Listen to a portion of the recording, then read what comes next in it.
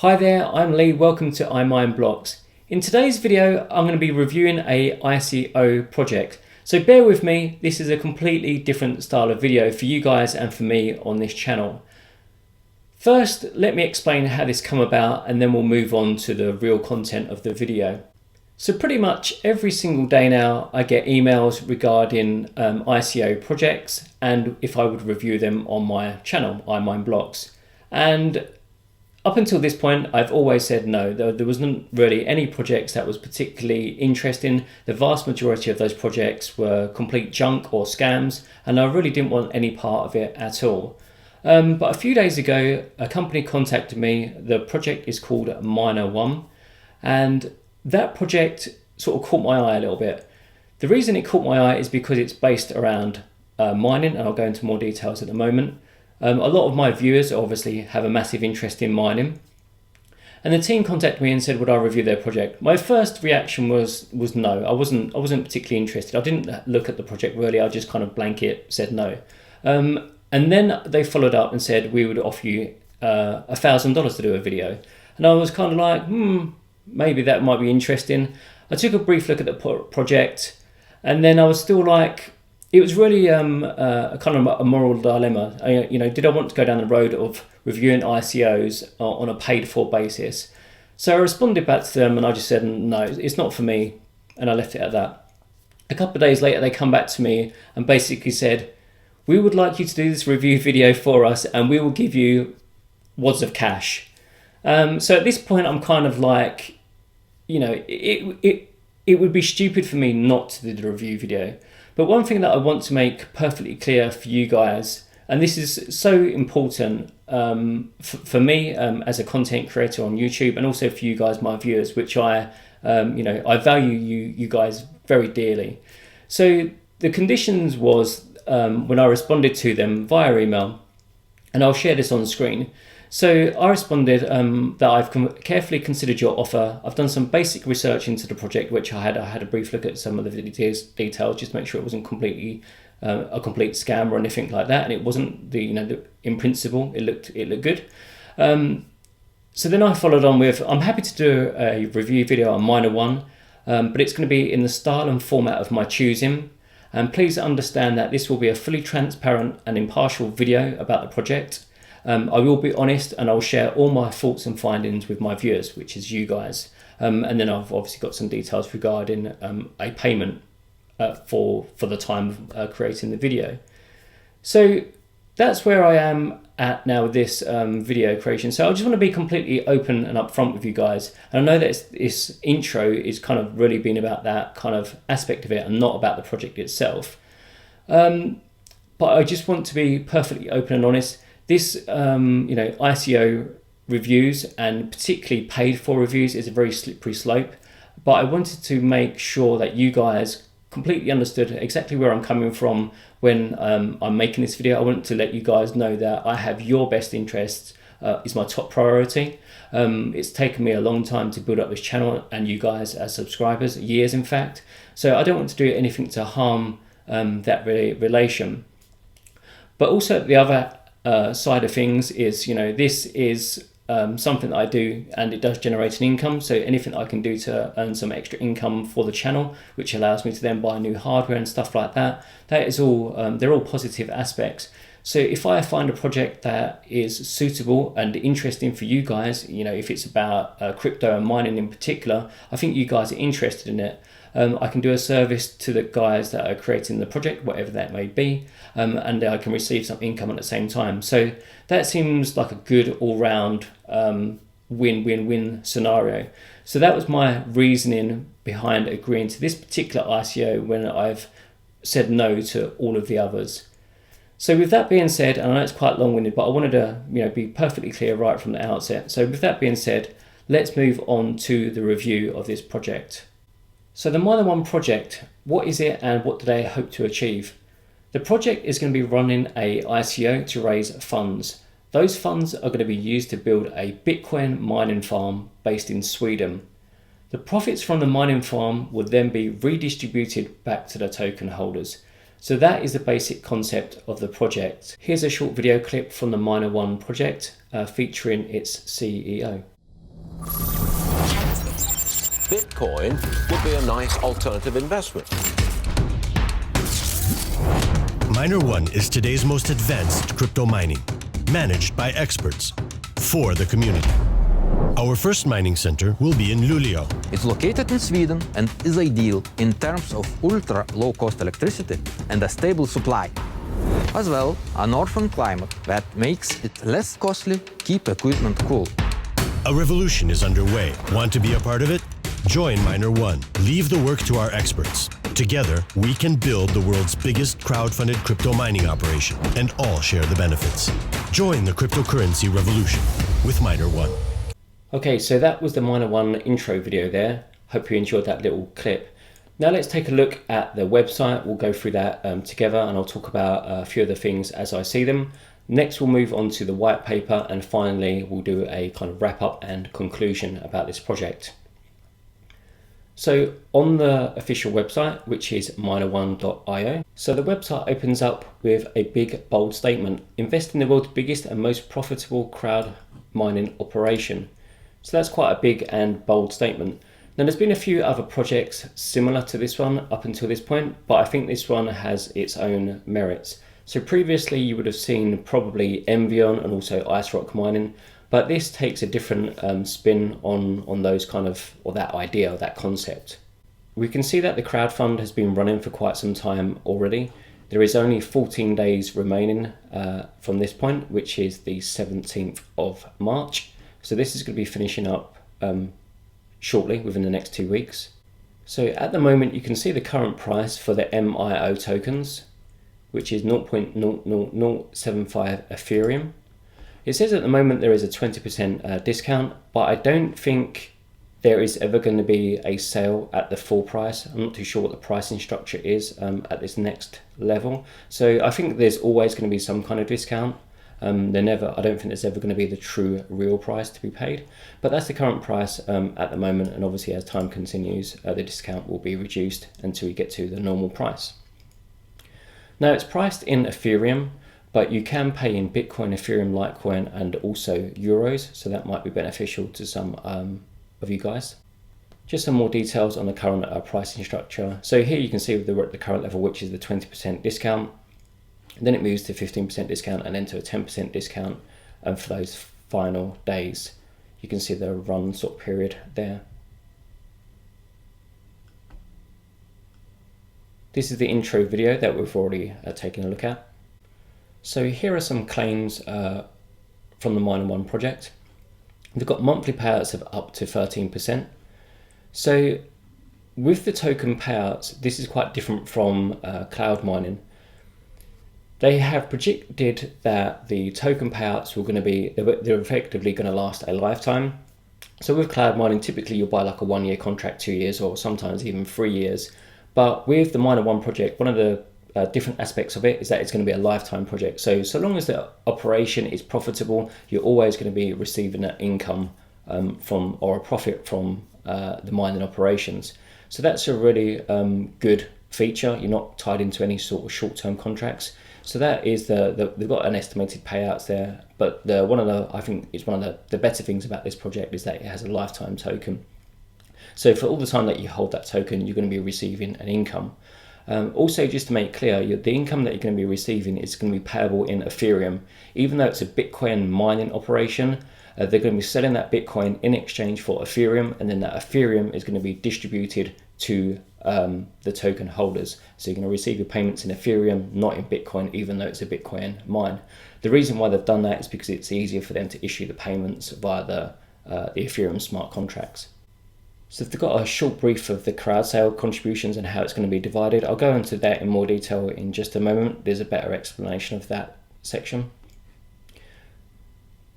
So one of the other key benefits with this crowdfund and the Miner One project is that they've got ultra low cost electricity. So they've secured electricity at 0.065 euros per kilowatt hour, which is very cheap. For here in the UK, even though it's in Europe, I pay roughly around about, for me, which is a residential sort of agreement, I pay around 13 or 14 cents per kilowatt hour. So this is kind of very cheap in comparison. less than half. So that is one of the big benefits, because obviously with any Bitcoin or mining farm, crypto coin mining farm operations, as you go forward, one of your biggest costs is going to be your electricity costs. So anything that you can do to reduce your electricity is a real big benefit for a mining farm.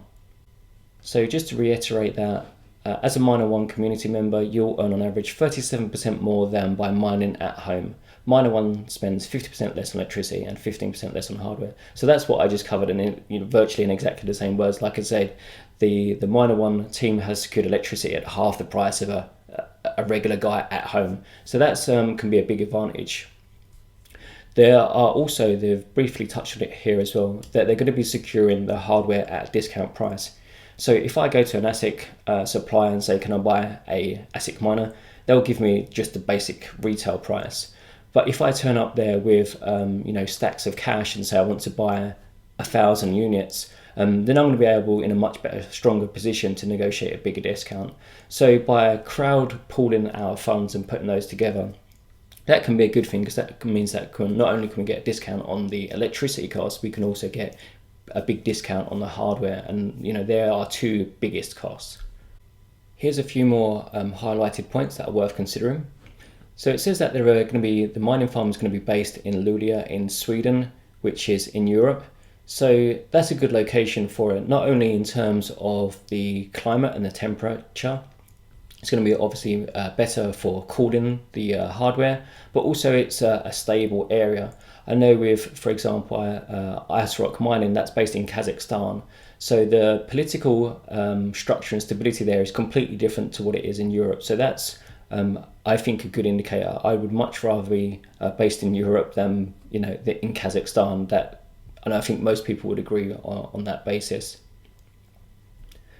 So it's got quite a big team of industry experts. So I'll come on to the team members in more detail, but the team does have a lot of experience, particularly with managing data centers. So that experience can be carried forward onto a crypto mining farm. It's not exactly the same thing, but a lot of that experience can be carried across into crypto mining. This part says it's a secure Bitcoin investment. Even if Bitcoin drops to 15 or 2,500, your investment from Miner One can still generate about 10% annual return. So this is, I don't necessarily agree with the numbers because of the way it's kind of worded, but essentially you are investing in a Bitcoin mining farm. Now the Bitcoin price is always subject to change. I think when the Miner One set up and done their original calculations, Bitcoin was at $14,000. We're now looking at closer to around $8,000. So there's a lot of variation in the price. So if Bitcoin does drop, you're still going to see a return, but that return is going to be in Bitcoin. So if you invest one Bitcoin and in the future, even if the Bitcoin price drops dramatically, you're still going to be earning in Bitcoin, so 1/10 of a Bitcoin on an annual basis. But that is also subject to the price of Bitcoin as well. So if you're investing Bitcoin and it's at $10,000, if the Bitcoin price dropped dramatically, you're not necessarily going to get that $10,000 back as $10,000. You're only going to necessarily earn it back as Bitcoin. That's difficult for me to sort of word, but it's easier to think that you're going to almost definitely going to get a return on your Bitcoin. You're not necessarily going to get a turn on the dollar value of the Bitcoin, because obviously Bitcoin and all cryptocurrencies are subject to change and they're quite volatile. It could go the other way, in which case you kind of have like an extra win or an extra bonus situation, because not only are you mining the Bitcoin, but also the Bitcoin price could rise, and then you end up with a win-win situation. So that's worth considering. This project is going to be having ongoing upgrades, so that is really important, because as the network difficulty in Bitcoin increases, as more people join the network, there's going to be less, it's going to be harder for everyone to mine proportionately to everyone else. So it's important that you take some of your profits and reinvest in new hardware, new equipment, because your old hardware is going to be performing less over time, the network is going to be increasing, and you're going to have to basically reinvest to kind of stay at and maintain that level. So the Miner One project is going to be investing 23% of their net output back into new hardware. So that's important, and I think it's essential for the ongoing earnings to be stable and profitable for a long period of time. So moving down, there's some nice graphics and a link to their blog. I've done some reading on it, and it's interesting. So this page here, which is called Who Has the Best Deal on Crypto Miners. So here is the CEO, and if we scroll down, you can do some reading, but the picture's kind of almost worth 1,000 words. So here is the CEO of Miner One meeting with, I'm not too sure who this particular person is, to be completely honest with you. I don't think it reports who it is, but is meeting outside what appears to be the Bitmain headquarters. So that's a good indicator that the CEO is at least having some conversations or dialogues with the mining ASIC miner manufacturers. As we scroll down, you can see there's another meeting here with eBang. They also make Bitcoin miners. And further down, another meeting with Canaan Creative. I'm not familiar with this company, but I'm not honestly that much into ASICs. So here's another meeting with another Bitcoin ASIC manufacturer. So they're quite good indicators. It at least shows that the CEO is obviously making good communications with ASIC mining manufacturers. So taking a little look more on the Miner One blog, you can see here that the team, the CEO, is meeting with some project developers. So this company here and this one here, they are construction companies. So these would be the guys, one of them will be contracted to help set up the mining farm in terms of the infrastructure. So again, good indicators that the team is, making the necessary preparations for this project. Here you can see the project describing the cushion effect. So what they're saying here is that even if the Bitcoin price was to drop from 1,500 to 2,000, from the current level down to between 1,500 to 2,500, your Miner One investment is still going to generate about 10% profit per year. So as I mentioned previously, like I say, if the Bitcoin price drops significantly, you're still going to be earning Bitcoins, but those Bitcoins will obviously have a much lower dollar value. So on this basis, I mean, even if we was to have a significant crash and the Bitcoin price dropped, to almost 10 or 20% of its current value, you will still earn 10% profit per year based on that Bitcoin amount. When you consider that means kind of, if you're looking at worst case sort of scenarios, you're going to be earning your money back over a 10-year period versus, a 1 to 2 year period. So that's something that's worth considering. So it's something that they have considered, and in the long term, it shows that your investment could be relatively short to get a return. It could also be significantly longer. So moving down and comparing mining options. So this is some comparisons between investing in a Miner One project versus buying your own hardware versus buying cloud mining.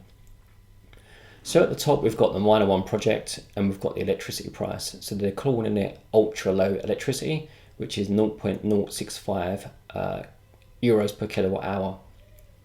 Then we've got an expected output over 3 years. So that's kind of what they're expecting to get back over a 3-year period of time. And then we've got this scam risk. We've got no risk / audited. One thing that I want to say is that there is always a risk. It doesn't really matter what the investment or the project is. The risk can be reduced significantly by having a good project, a good team, and lots of forward thinking. But there is always a risk. So I don't agree with this statement here. There's lots of things that can go wrong, unexpected. So that's worth considering, that there is always a risk. Even if it's a low risk, there is still some element of risk. And then we've got some other comparisons with if you purchased your own ASIC mining hardware. So if you went to Bitmain and bought an S9 or something, for example. We've got the electricity rate. So as a home user, your electricity rate will be quite high. Like I say, mine will be about 14 or 15 cents per kilowatt hours in euros. And then you've got kind of your return. Because you're spending twice as much on electricity, that is obviously going to reduce your returns back in profits. And once again, you've got the scam risk warning, no risk. Again, there's always a risk because you could buy a mining ASIC from someone online, and even if they're maybe a trusted, reputable person, that mining hardware might be delayed for say 3 months. By the time you receive it, it might not be as profitable. So again, there is always a risk. So I don't believe in such a thing as no risk. There is always some level of risk. And further down, they've got this mining pool option, which is kind of irrelevant because it's the same as basically mining at home. But further down, we also have Genesis Mining and Hashflare. So these are the two biggest cloud mining firms. We don't know what their electricity is. It's not disclosed here on this website at least, so we don't know what that is. And then you've got the output again, and what your return is going to be back over a period of time. Now, I know with Genesis Mining, I think their contracts are 2-year contracts. I'm not too sure on Hashflare. So that is one of the other, I think, strong points to consider with this project versus cloud mining in a comparison. With Genesis or Hashflare, you're only going to be buying a 1, 2, or maybe 3-year contract. With Miner One, it's unlimited. So for the lifetime that their mining facility is profitable, you're always going to be earning an income. So I think that's a good longer term bet versus cloud mining. And then you've got this a scam risk, low risk, and low and very low for Hashflare there. Again, I'd say that's probably a reasonable judgments, I guess, on those two companies. So here we just have a little graph that shows some of the other locations and their electricity prices for industrial or business users. So you can see UK, this is where I am, you can see the price there. I don't exactly know what the business rate is.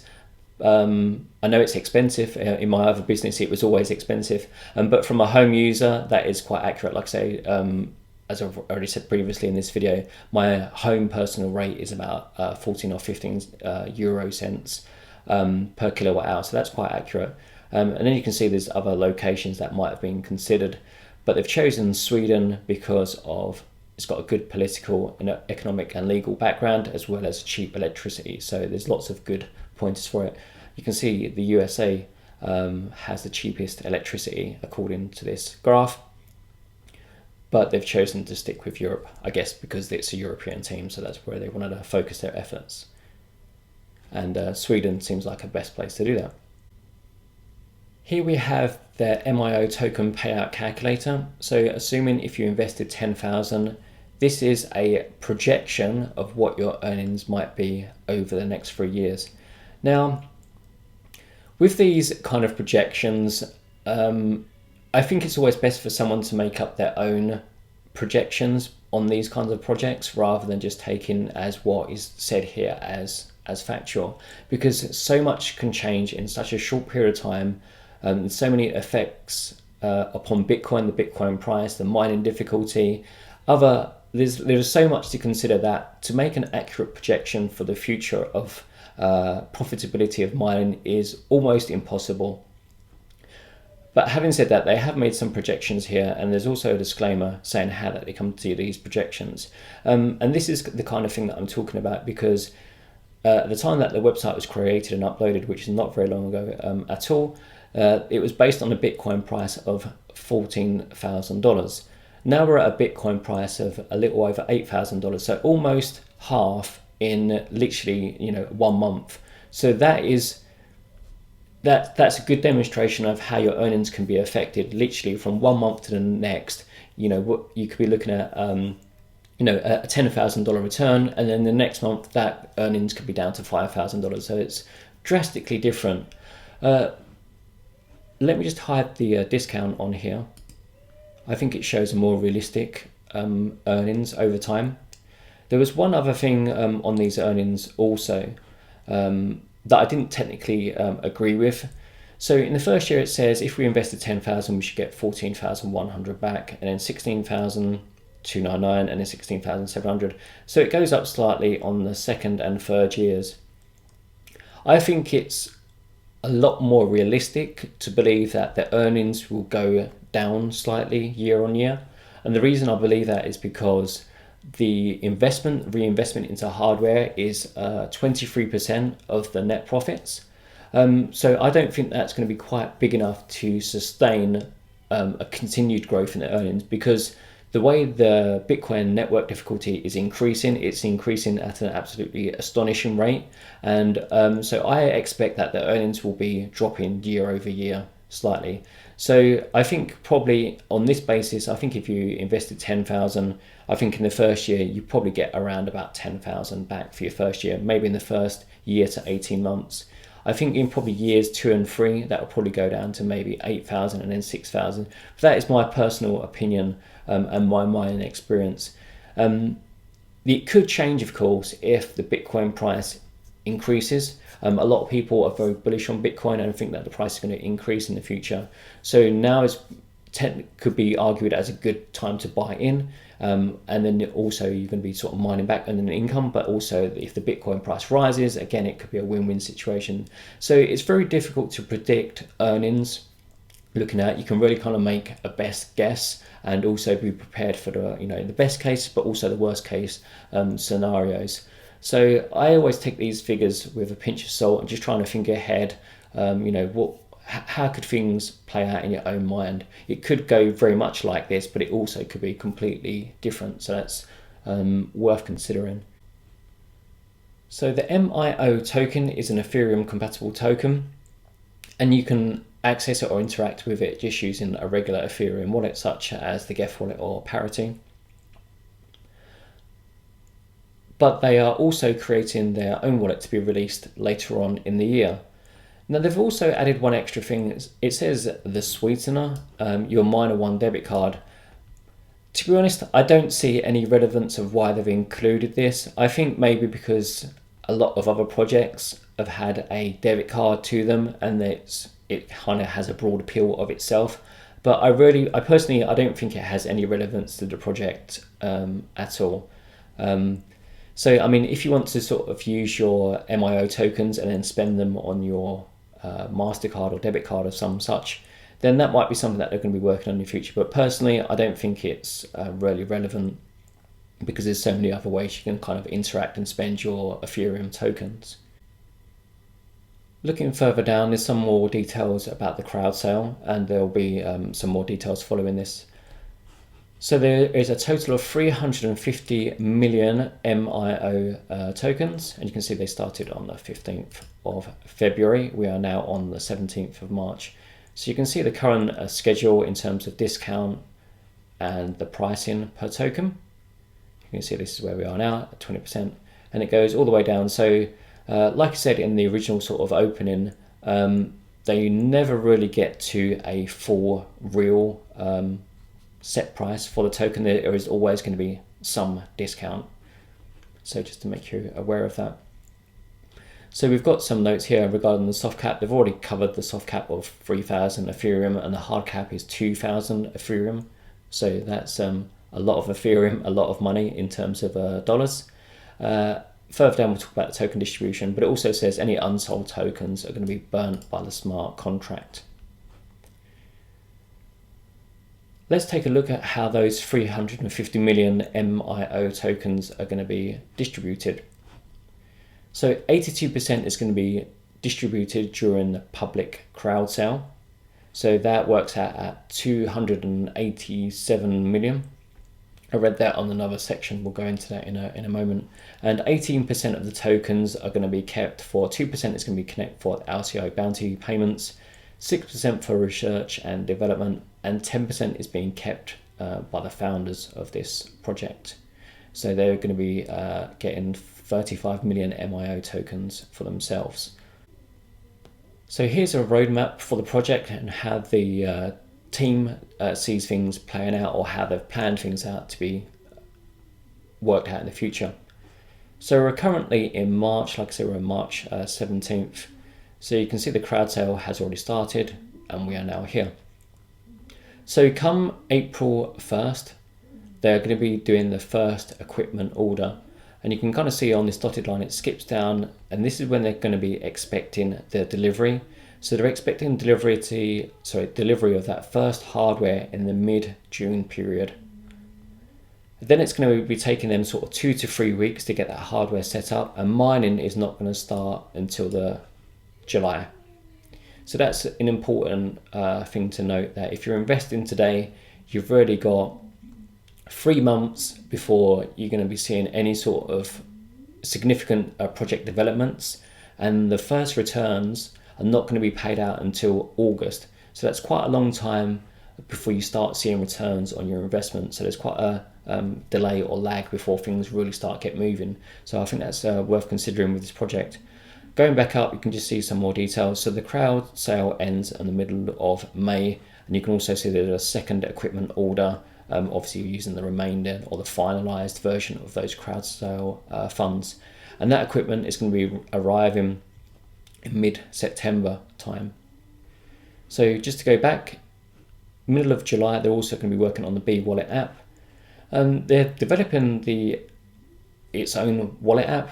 Again, same as with the debit card, I don't really think it's necessary, but it seems that the team wants to have its own debit card and own app integration. I think so that it can work with the website, people can see their earnings and all that kind of stuff. So that's going to be one integrated system.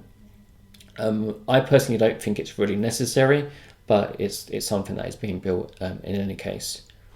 So again, as I was just saying, that in August the first payment is going to be made, and also there's going to be this Miner One dashboard. So that I think that's going to be a all-in-one dashboard that integrates the apps, the wallets, your earnings, and all that kind of stuff in a single unified space. So let's take a look at the founders and the team members for this Miner One project. So the CEO is Pranas Slesnis. I've done quite a lot of looking into this gentleman in particular, as far as LinkedIn mostly, but also his Facebook and other company history. So Pranas has got 20 years of experience in the IT and technology sector, working with a lot of different companies. Most of them appear to be IT hosting type companies, those kind of companies in the background. So he's obviously got some quite wealth of experience behind him. The other team members, it appears that Pranas has had previous connections with the team members in previous jobs and companies. You can see through their LinkedIn kind of profiles, there is some commonalities in companies and stuff between them. So that's probably quite common, it's understandable. I'll come on to Pranas in just a moment regarding his LinkedIn and also the Facebook. Here you can see some other team members. Again, there is lots of them with lots of previous experiences in data centers and that kind of IT sector. Further down, you can see there's more team members. There's quite a large team for this project. You can see here Rimas. This is the gentleman that I've been talking with about this project, and it's my kind of liaison for the project. So just to make you aware of that. So I've had a Skype conversation with him. I at least know Rimas is a real person. At least there is a face on the other end of it. And there's also a community support team. And then further down, there is also quite a few advisors for the project. So it's really quite a big project with a big team and lots of people involved in this project, which is not unsurprising if you consider the amount of money and also the logistics of building something like this. You wouldn't expect 3 people to be doing it. So it's understandable that a project is going to require quite a heavy team.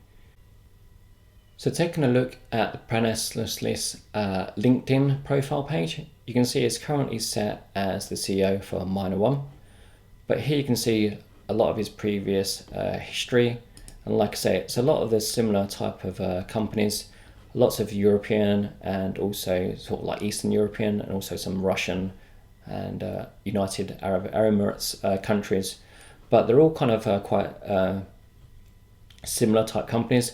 Like I say, this Microlink here, I've seen him in some pictures, and I'll show you those in a section with the CEO with a Microlink picture. And also looking into some other details, as the Microlink, I believe, became this company here, this HostX company, which is still running.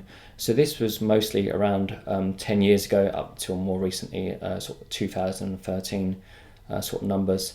There was also a Facebook profile I found for Pranas, and it's obviously the same guy, similar photos and pictures. Looks a bit different now with a beard, but it does appear to be the same person. Looking through, I did a Google image search under Pranas's name, and here you can see it's this individual here, and you can see him in lots of different pictures with various IT equipment. Like I say, it looks a lot different now with a beard and a bit of a hair makeover. But if you look down, so there's some other pictures here, there's quite a few pictures like this. So you can see here the CEO with the microlink in the background. So obviously, you know, that was him associated with that company. So that was just kind of like, you know, tying connections and seeing, you know, making links between people and companies.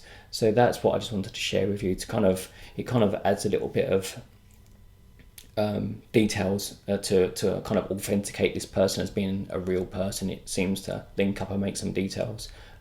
Seems to make sense there. So taking a look at another one of the founders or team members, Jonas Udris. If we take a look at his LinkedIn profile, we can sort of learn a little bit more about him. And you can see Jonas has been more active within the blockchain kind of sector.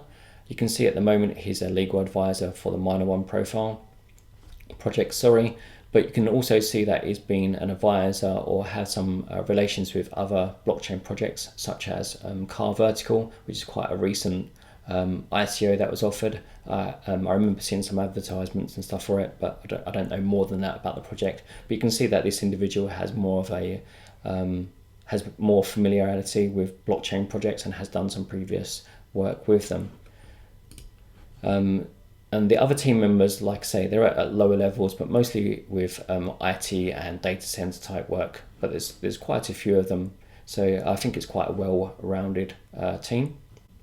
Okay, so that covers the main section of the website.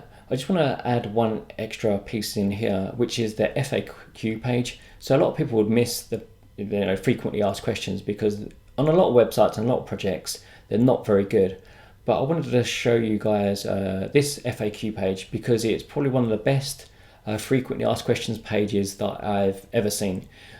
And the reason is because it has lots and lots of common questions that you might be asking or want to know about the project. And the team have done a really good, they've made a really good effort to explain lots of your questions. So I think this is worth reading for anyone that is perhaps interested in this project. I would highly recommend that you do obviously do all of your research, but check out the FAQ page. It's really good and it will help answer many of your questions that you might have. So just scrolling from there, you can see lots of different questions and answers. It's well worth checking out this FAQ page. So now we'll take a look at the Miner One white paper. We'll do that together. So before you invest or consider investing in any project or ICO, it's always worth doing the maximum amount of research that you can possibly spend time on. So the white papers of these projects are always very good, insightful documentation normally, and it's well worth reading them from end to end. In this one, it's 45 pages. So I'm going to read through it and I'm just going to kind of present some of the important parts that I find that are most relevant or interesting or could be useful to you. So here's quite an interesting part, which is on page 3, which is the summary page. So you've got assuming rates of mining difficulty, equipment and electricity costs, and also Bitcoin prices in the range of 5,000 to 30,000, acquiring an MIO token for 0.001 Ethereum, and at the time of writing or the time the document was created, that's approximately $1. It can provide resources for mining Bitcoin worth between $2.15 to $4.86 over the next 3 years of operations. So for $1 in, you're going to be getting between $2 and $4 back based on these kind of rough calculations or in the business model. It's also worth noting, like I said before, that this project is going to continue operations until it's no longer profitable to do so.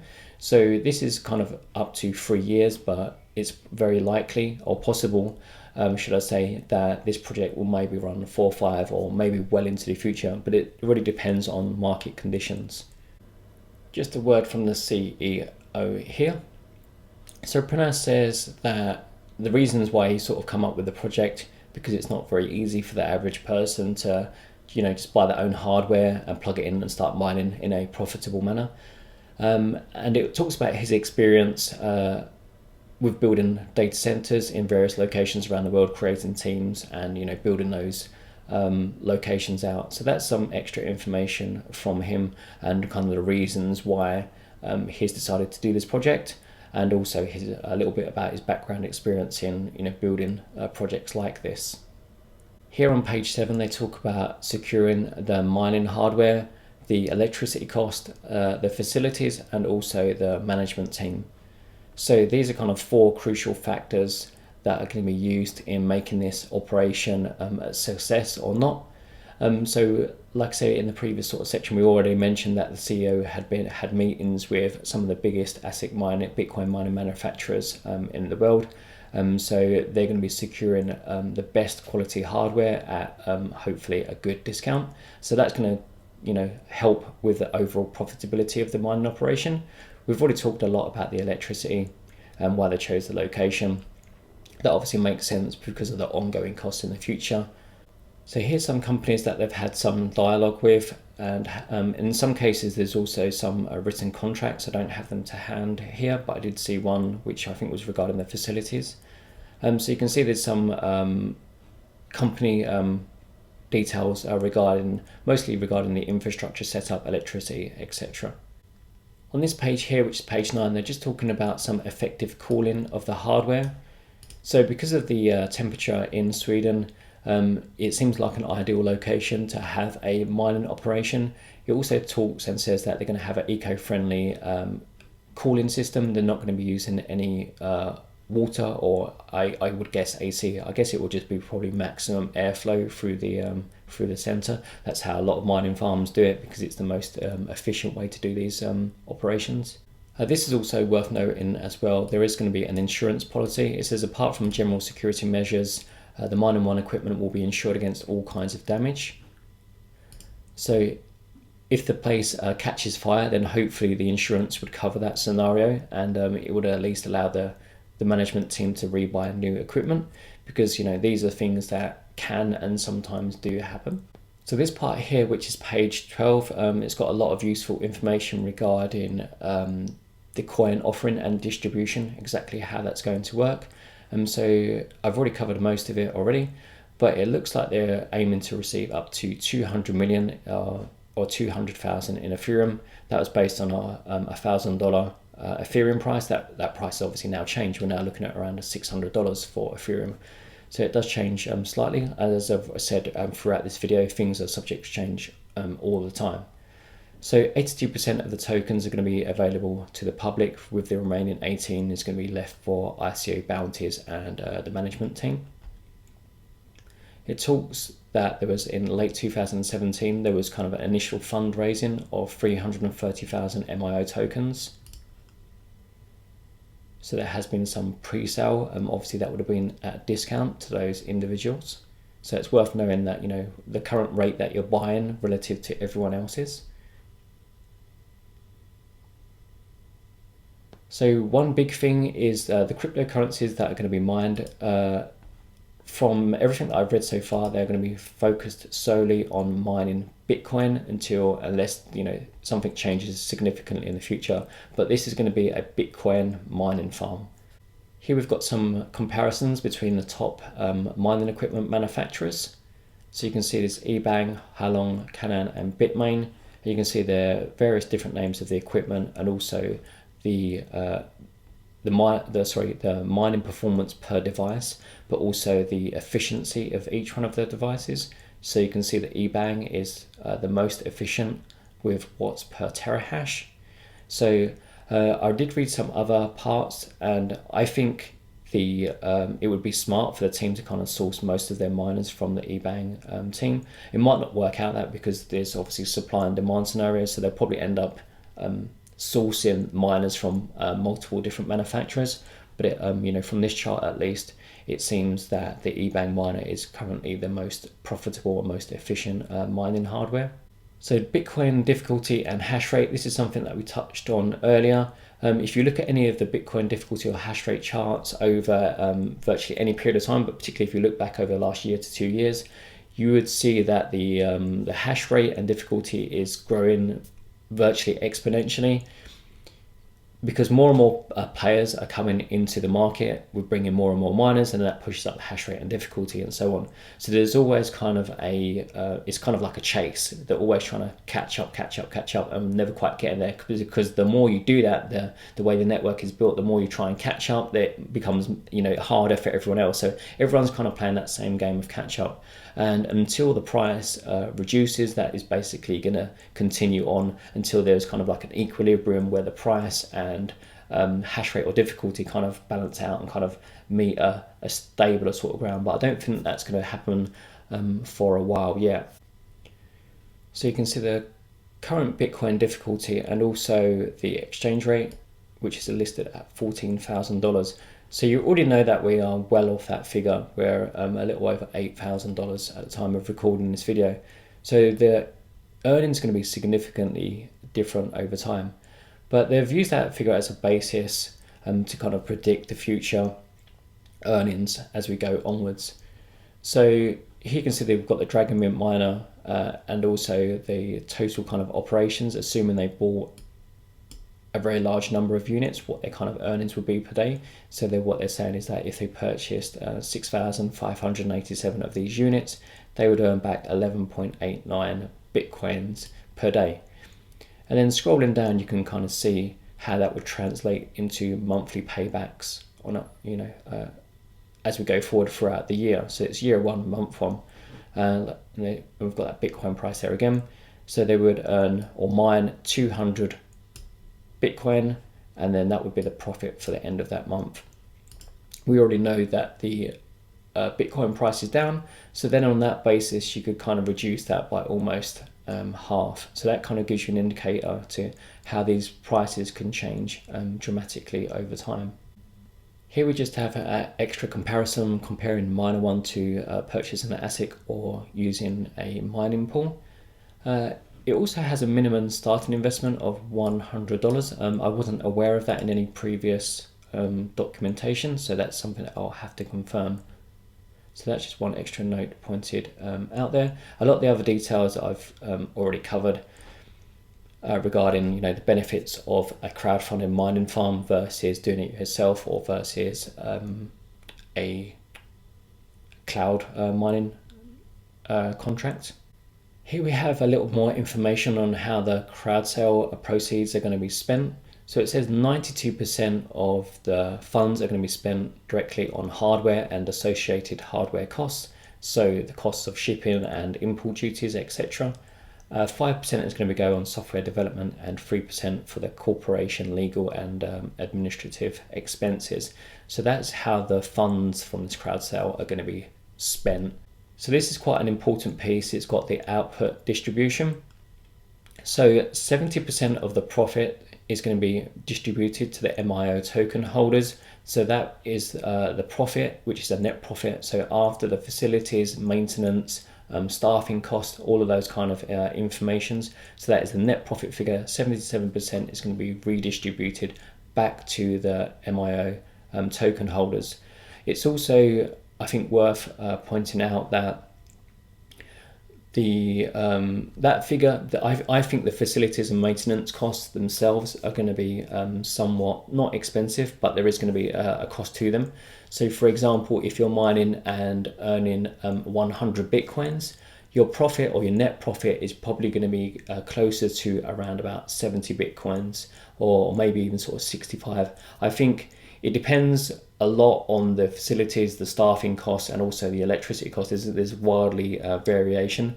But if you're earning 100 Bitcoins, you're not really going to get to keep those 100 Bitcoins. You're going to be spending quite a fair amount on your operational costs. So that could be anywhere between sort of 20 to 35 Bitcoins, or 20 or 35% out of that money. So then what is remaining of that, which is the net amount, is going to be 77% is going to be distributed to the shareholders, or the token holders, sorry, and 23% of that net profit is going to be reinvested back into hardware. The reason why I just said about the distribution or the net profit is because they have that, they've kind of got it here that their facilities, maintenance and maintenance staff is no more than 4 to 5%. I personally think that figure is wildly off. So I'll come on to that again in just a moment. Like I say, I think that figure should be closer to 20 to 30% really. Here's a quick snapshot of the crowd sale details. So like I said, there was 350 million tokens.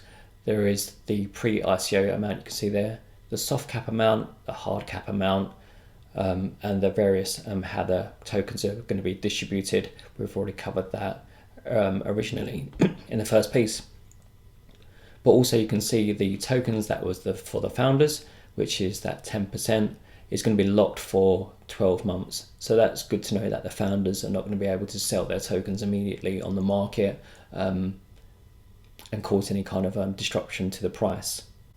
So there's a little part here about the MIO token properties.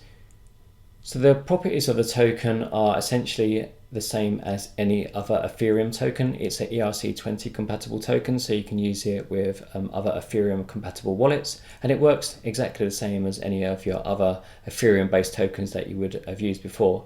The difference with this one is that token holders that are holding the tokens will also receive ETH payments, which are the profits from the mining operations paid out as Ethereum. So this part is worth knowing. It's KYC and security, so know your customer.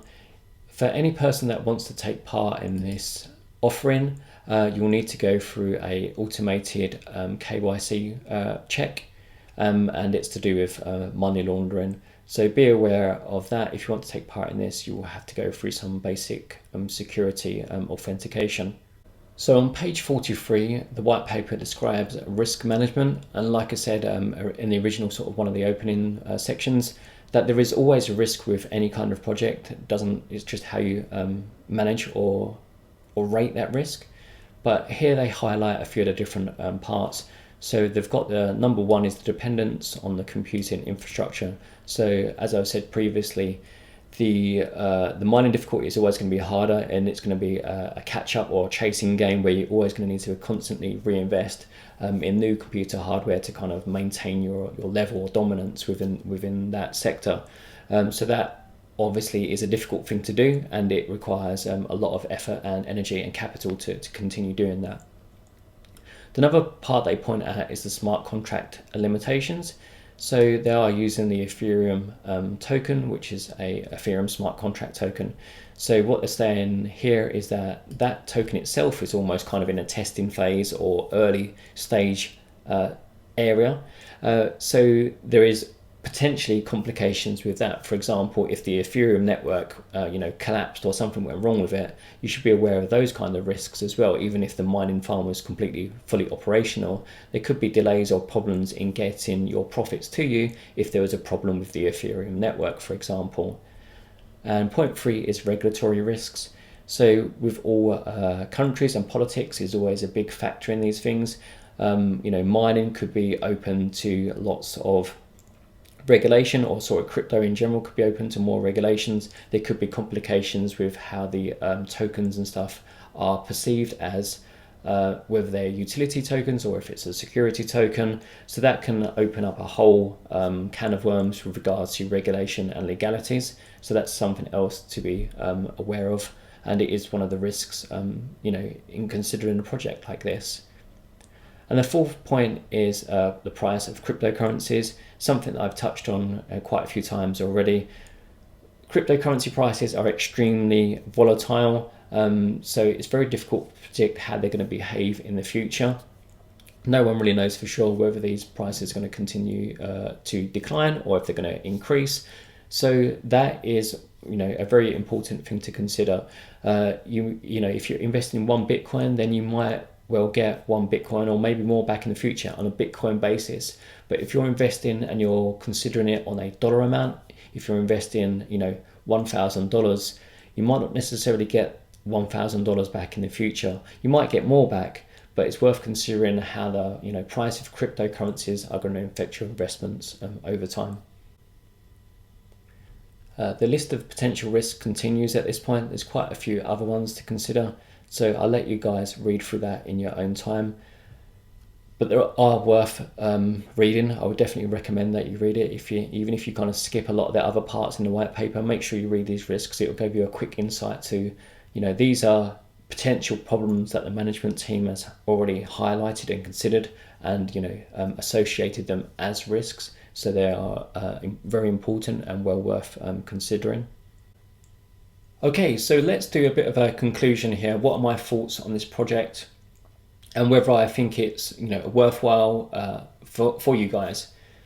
So this project is quite interesting. There's been a few other projects like it, but some of the things that I like with Miner One versus the other projects is it's a lifetime operation.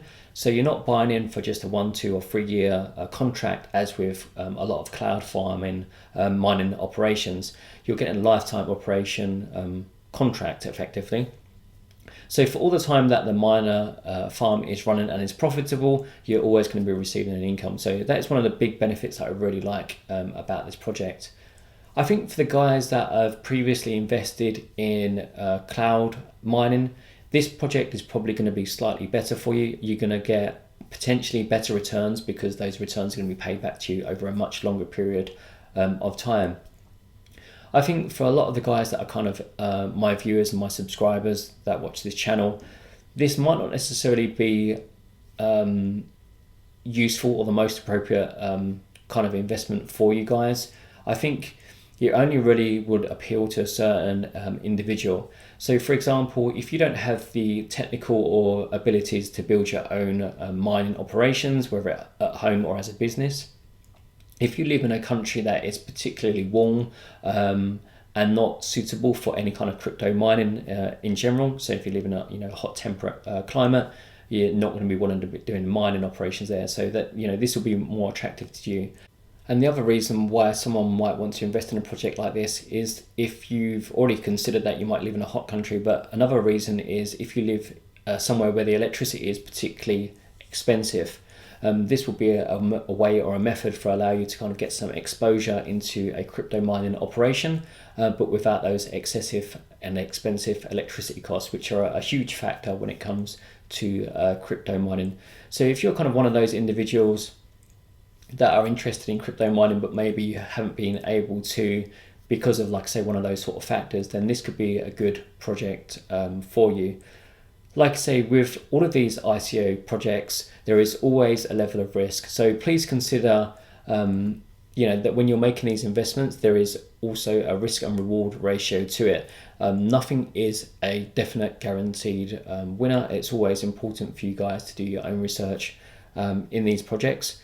And balance it out. Don't put all your eggs in one basket. If this is something that is interesting to you, maybe put some funds into it, but as a shared risk kind of portfolio. So like I say, this should just be one of a broad range of your crypto investment type strategies.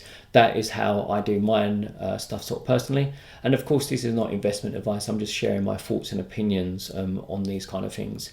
So that's it for this video. I know it's been a very long video, but I wanted to be kind of quite thorough in sharing all of the information about this project as I see it, and also from my perspective as I'm going through it and sharing that whole open and honest situation with you.